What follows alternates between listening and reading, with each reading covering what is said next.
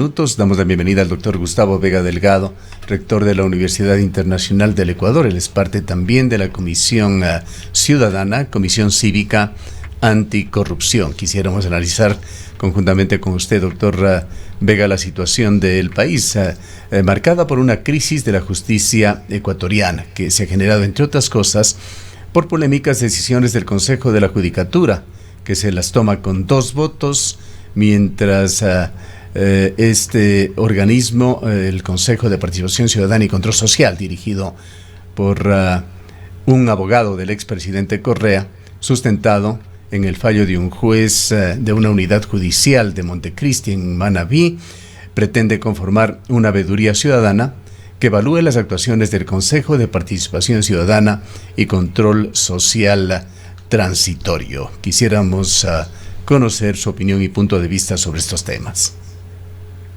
Buenos días, Gustavo. Muchas gracias por la entrevista. Sí. En efecto, podríamos tener una visión panorámica muy corta, pero resumida, sobre el tema de la justicia de la siguiente manera. Cada uno de los organismos que representan a la función legal, jurídica y constitucional del Ecuador ha tenido dificultades en comportar su organismo de acuerdo a la probidad y a la necesidad de celeridad de sus acciones. Yo empezaré mencionando, por ejemplo, que la Corte Constitucional se retardó 10 años en autorizar la consulta popular sobre el Yasuní. 10 años. Mientras tanto, ya hay construcción en esa área, caminos y otras infraestructuras que han dado pábulo para que el propio gobierno intente desacreditar la consulta popular en favor del sí en el Yasuní.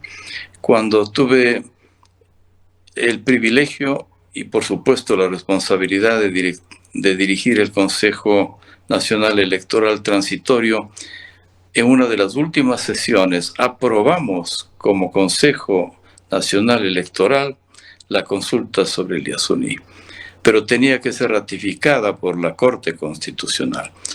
Aunque tarde, finalmente llegó y se hizo lo propio en la consulta popular sobre el Chocó Andino y el Yasuní en las pasadas convocatorias en las urnas.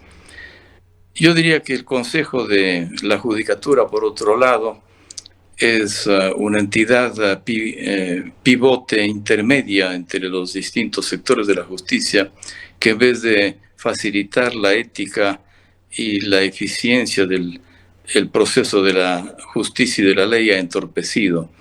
Y como siempre las instituciones lo hacen personas de carne y hueso, tenemos el grato espacio para que pueda servir de sainete para dentro y fuera del país lo que comporta su conducta y sobre todo la de su presidente, que en forma errática, histriónica y más bien dicho teatral, para citar apenas algunos calificativos menores, ha determinado una inestabilidad jurídica muy grande. La propia Corte Nacional de Justicia no tiene la suficiente fuerza moral como para poner en vereda al Consejo de la Judicatura.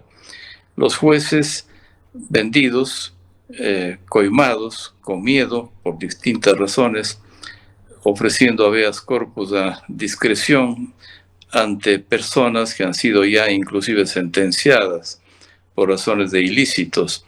La justicia para muchos países desarrollados es el primer poder del Estado, antes que el legislativo en los regímenes parlamentarios y antes que el ejecutivo en los regímenes presidencialistas. La justicia ofrece la seguridad integral en un país para que pueda marchar con civilización en un mundo tan difícil.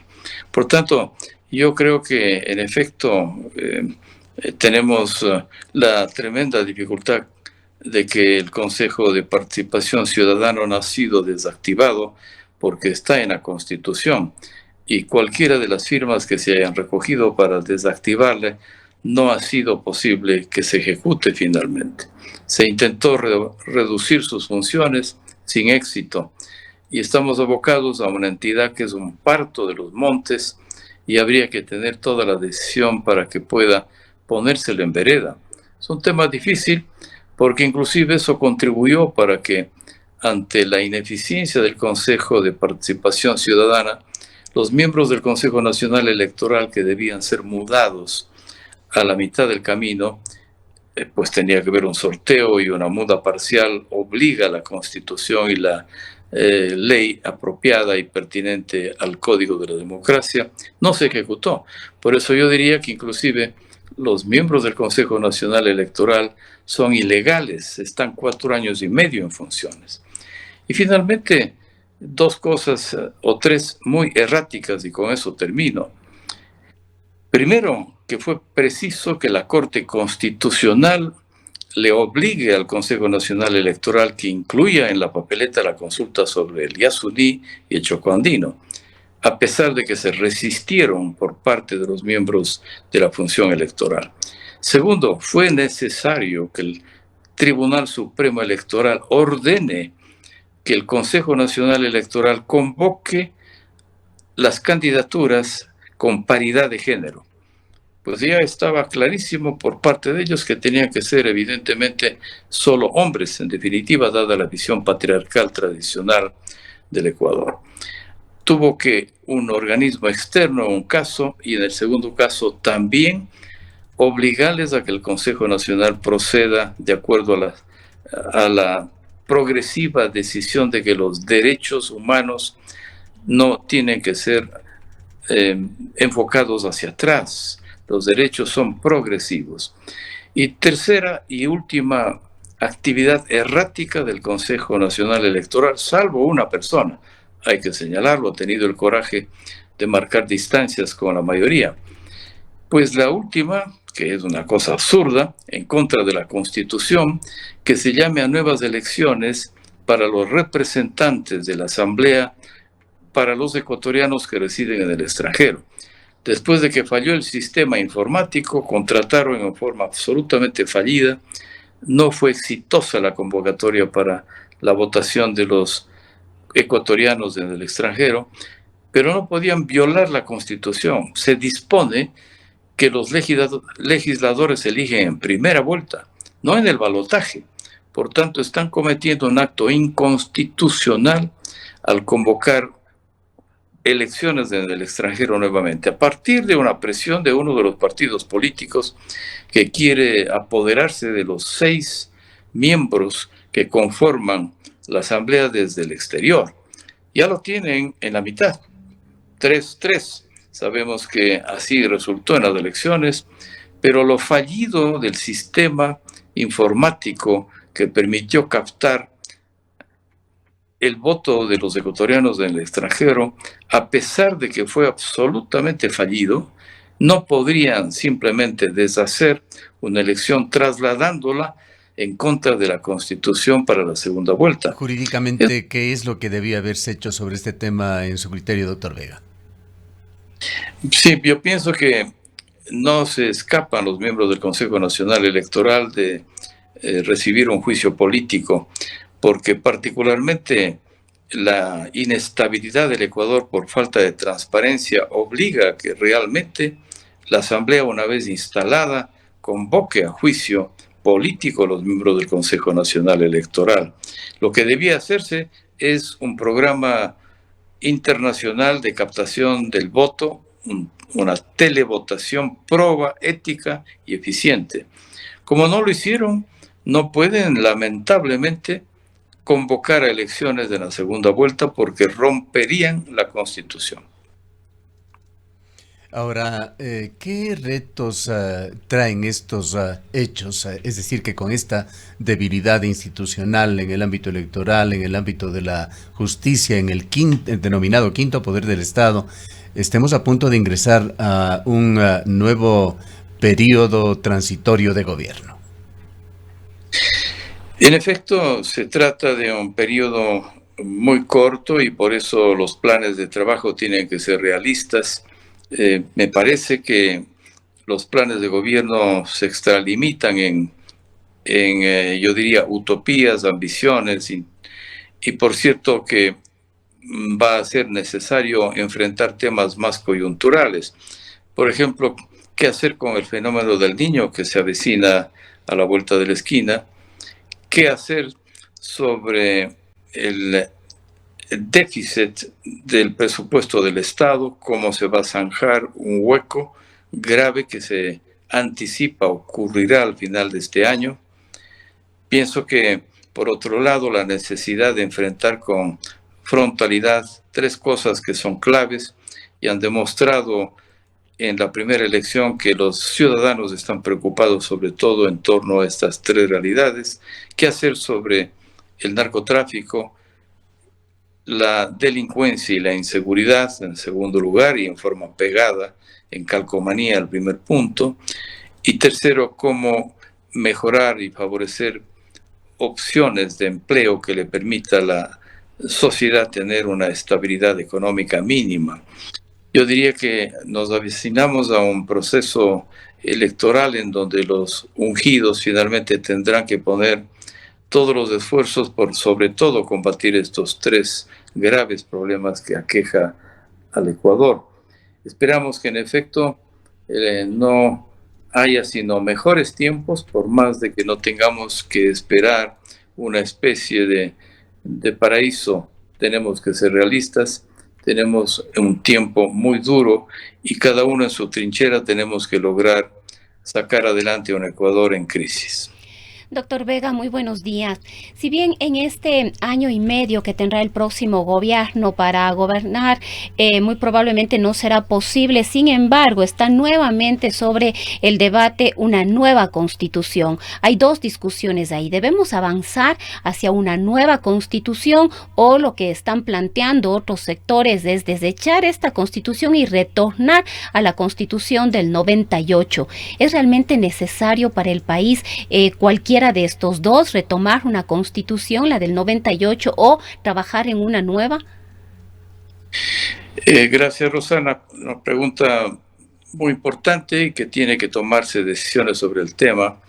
Un grupo de ciudadanos persuadimos al presidente Moreno y luego al presidente Lasso para que analizara la pertinencia de convocar una consulta popular para restituir la Constitución del 98 con enmiendas, con up to date, porque evidentemente ha pasado mucho tiempo, alguna actualización necesita esa Constitución, pero era un mecanismo que permitía deshacerse de algunos organismos y algunas funciones del Estado que la Constitución de Montecristi ofrecía en forma errática y peligrosa.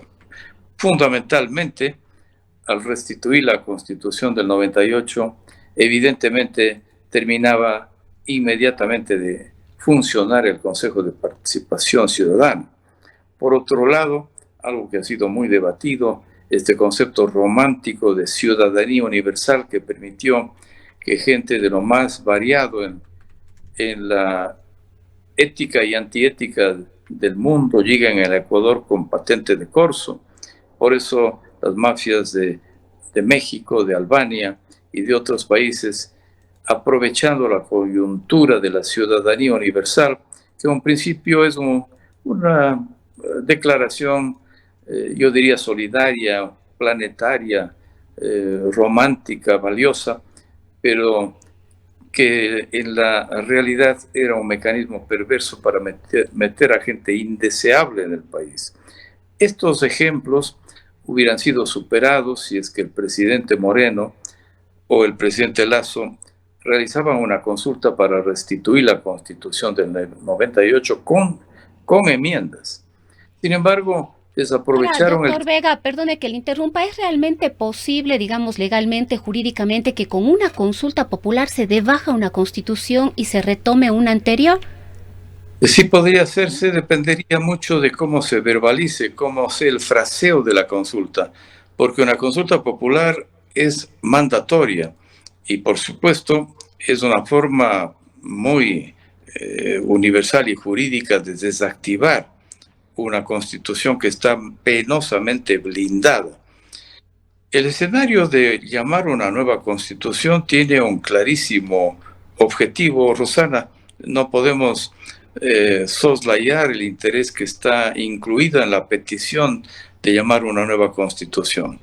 Amnistiar al expresidente Correa, declararle santo en sus 7 oficios, que todo lo que está señalado por la justicia no tenga efecto, por tanto, que pueda retornar al país para que, como ha pasado en otros lugares de América, se enmiende la Constitución para que la elección presidencial sea indefinida.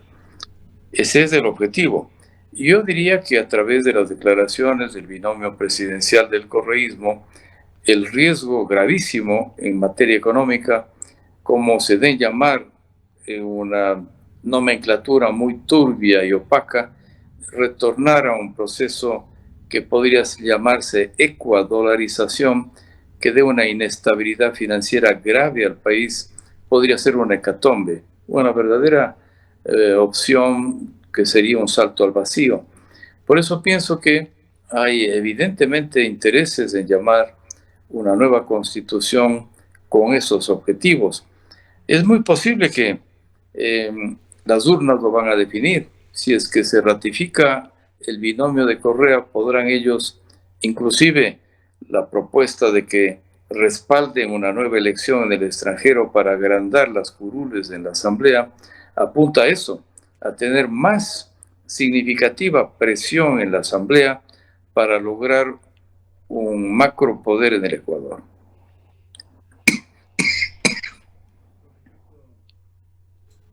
Con respecto justamente a estas elecciones, a la segunda vuelta, doctor Vega, ¿cómo ve usted la situación? Hay algunas encuestas que siguen publicándose que dan cuenta de una diferencia al momento significativa entre los dos candidatos, pero que va evolucionando. Uno de los pocos hechos concretos que se vislumbra es que nuevamente esa parte de la pirámide de la población ecuatoriana, la parte baja, la juventud de Ecuador, tendrá un voto decisivo. Aparentemente la interpretación que se ha dado es que los jóvenes ecuatorianos se cansaron de los métodos, las herramientas, la sinuosidad de la vieja política y exigen soluciones pragmáticas, más efectivas para los problemas de Ecuador. En efecto, he visto, a pesar de lo poco predecible que a los ecuatorianos nos ha tocado respetar y manejar una credibilidad sobre el resultado de las encuestas, ha habido errores graves sobre las encuestadoras. No olvidemos que las 8 preguntas que hizo el presidente Lasso, las encuestadoras aseguraban un sí rotundo, y las 8 preguntas que hizo Guillermo Lasso fueron negadas al momento de las urnas.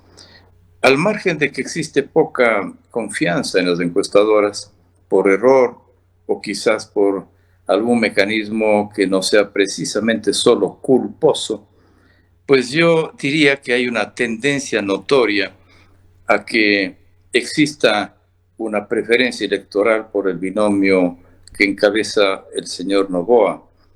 Me preocupa, sin embargo, que puede desarticular mucho una propuesta orgánica por parte de esa candidatura y también la opuesta, una cierta discrepancia, un divorcium aquarum, como se decía, entre el Zamora y el Chinchipe en las negociaciones de paz con el Perú, un divorcium político entre la candidatura presidencial y la vicepresidencial.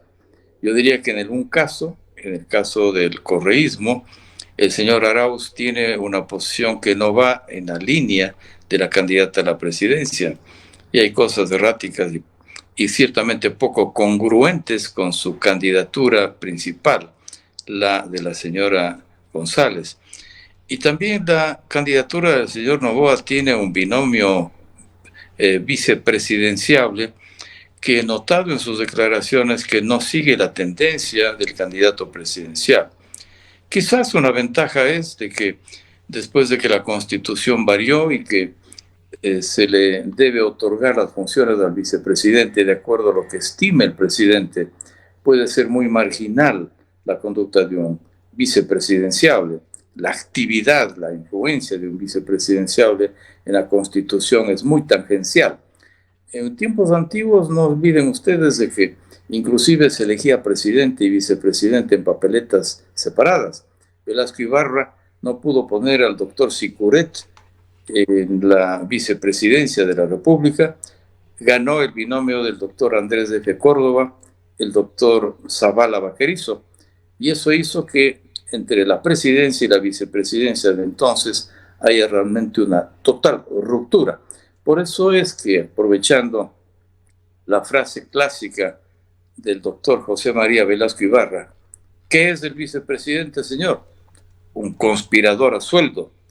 De acuerdo a esas experiencias, ahora la vicepresidenciabilidad es muy marginal, tangencial, y cobra vigencia y realidad solamente si falta la figura presidencial. Evidentemente, cuando tenga que hacerse cargo de la presidencia por renuncia, juicio, por muerte, fallecimiento, claro, o por destitución, cualquiera que sea la figura de una pérdida definitiva y no solo temporal de la presidencia. Pero yo diría que una grave situación para el país es que no notamos que haya congruencia entre los candidatos presidencial y vicepresidencial en ambos partidos, en ambos movimientos. De todas formas, yo creo que hay una visión muy cierta, como dice Gustavo, de que las nuevas generaciones están optando por un recambio. Y si hacemos un esfuerzo de ver los cortes etarios de los ciudadanos que votarán, evidentemente la juventud se impone. Y eso hará predecir en que haya, por supuesto, seguridad en que el candidato, el señor Noboa, se alce con la presidencia transitoria de la República. Yendo un poco más allá, en el entorno internacional, varias encuestas dan cuenta de que hay una especie de cansancio o agotamiento de los sistemas democráticos del mundo occidental, doctor Vega. Esto se evidenciaba también para Ecuador en una reciente encuesta que se publicó para Latinoamérica. Quisiera preguntarle en este momento crítico para Ecuador, en este momento de transición, ¿qué reconsideraciones deberían hacerse con respecto al modelo de Estado que se configuró en la Constitución de Montecristi? Ecuador se encuentra en crisis, prácticamente no es sujeto de crédito, más bien por parte de las entidades internacionales en la situación actual. Hay economistas, el día de ayer lo ha sido uno de ellos, que clama por una reducción del tamaño del Estado por la gigantesca burocracia que resulta extremadamente difícil de sostener. Y por otra parte, también quisiera preguntarles sobre la situación del centralismo. ¿En qué medida esta modalidad de Estado unitario propicia la corrupción al concentrar y centralizar el poder en la función ejecutiva? Es un tema clave, yo creo que parte de la doctrina y que tiene consecuencias pragmáticas lo que plantea usted, Gustavo. Hay regímenes parlamentaristas, otros presidencialistas, y recuerdo que hubo un ensayo cuando en la Constitución del 97-98 procurábamos con Julio César Trujillo y otros asambleístas que fuimos a la sazón elegidos para hacer una nueva Constitución, de buscar una suerte de bisectriz del ángulo, un régimen semiparlamentario. Cualquiera de los sistemas tienen pros y contras, pero en el caso de América Latina y en general en América, salvo Canadá, toda América es presidencialista, inclusive Estados Unidos. Europa y Canadá, también varios países del Lejano Oriente, son parlamentaristas. Por tanto, yo creo que sin duda podríamos intentar en un proceso de discusión académica y luego que se traduzca en práctica, buscar un modelo diferente. El presidencialismo faculta el caciquismo y el caudillismo, y lo hemos visto a lo largo de nuestra historia. El presidente de la República, amparado por la Constitución, se extralimita inclusive en sus funciones y se vuelve muy errático. Por otro lado, creo yo que sin duda la idiosincrasia de cada uno de los países tiene que tomar partido por saber cuál es el mejor sistema para poder producir un modelo de Estado, como usted menciona. También se discute mucho si el voto debe ser o no obligatorio. Miren ustedes, Rosana, Gustavo, ciudadanos de Antena 1, que el Brexit, que ha dado tantos dolores de cabeza al Reino Unido, se debió en buena parte a que no se asistió a votar, porque el voto no era obligatorio. Si hubieran asistido a votar por obligatoriedad de la ley, con mucha seguridad los analistas consideran que Gran Bretaña, en general, el Reino Unido, no hubiese salido de la Unión Europea. Y ahora aquello les está pasando factura. Al margen de eso, también es bueno también analizar el hecho de que los votos blancos y los nulos son una expresión del desencanto. Evidentemente, no hay confianza. La política se ha convertido en cosa nostra, cosa mostrenca, como ha dicho el poeta español, ¿no? En efecto, es muy posible que un país con la inestabilidad política atronadora que tiene Italia, ha cambiado de primeros ministros con una frecuencia inusitada en los últimos años. Sin embargo, es un país que marcha impresionantemente bien en la economía, en la cultura, en el turismo y otros factores, con una inestabilidad política tremenda y más aún ahora en manos de la extrema derecha. Son países sólidos cuya política resulta casi un apéndice. Lo ideal es que la política reme y que esté consonante con la tendencia general de un país. Yo creo que sin duda hay que discutir nuevas alternativas. El presidencialismo extremo le ha hecho daño a América Latina. Yo creo que habría que buscar un sistema futuro en donde el semipresidencialismo, puede llamarse semiparlamentarismo, puede ser una fórmula menos peligrosa. Doctor Vega, quizás ya saliéndonos de este tema de la política, de la coyuntura electoral, pues quisiéramos conocer más detalles de su nueva publicación, de este nuevo libro que está ya por salir. Muchas gracias. Son temas de zapatero a tus zapatos. Hemos tratado de ser congruentes con la función educativa y cultural que nos ha encomendado la vida este último tiempo. Yo estoy preparando un último libro. Tengo un repositorio, para darle una metáfora, de unos 45 libros escritos, la mayor parte en forma unipersonal y algunos en colegiado, en equipo, en coautoría. Este último libro va a aparecer después de unos 3 meses, lo estamos preparando ya en una etapa final, y que discute temas de nuevos senderos, nuevos caminos y nuevas propuestas sobre la universidad. Y como es obvio, la universidad es un acompañante de un proceso de la ciencia y la tecnología. Ese libro trae cosas que tienen que ver con la ciencia, la tecnología, las artes, las artesanías también. En la Universidad Internacional del Ecuador hemos crecido a 76 carreras de posgrado, tenemos 28 carreras de pregrado. Hace escasamente una semana lanzamos a la ciudadanía y a la comunidad científica un nuevo campus en ciencias de la salud, que, como conozco la rama, por además ser médico psiquiatra, no existe otro en la región andina similar. Un edificio que tiene robótica, simulación, inteligencia artificial y que interesa todos estos caminos de alta tecnología, fundirlo con algo que no hay como claudicar: la ética, la bioética, la solidaridad humana, el humanismo. Terminaré funciones después de 10 meses como rector de la Universidad Internacional. Mantendré la dirección de un centro que lo había creado hace 1 año y medio aproximadamente, el Centro Científico de Estudios Religiosos, Saberes Espirituales y Pensamiento Sagrado. Estamos también editando los talleres que mensualmente llevamos a cabo. Eso también va a ser parte de este libro que menciona Rosana. Por ejemplo, religiones amerindias, por ejemplo, la música y las religiones, islamismo y misticismo, los Veda. Distintos expertos nos han facilitado cada taller y estamos muy entusiastas en que tengamos también una producción científica en base de un tema que no hay que soslayar. Las guerras en buena parte en el mundo se deben a intolerancias religiosas. Tenemos además que asistir en este centro con apertura al estudio de los ateísmos científicos, el de Nietzsche, el de Marx, el de Sartre.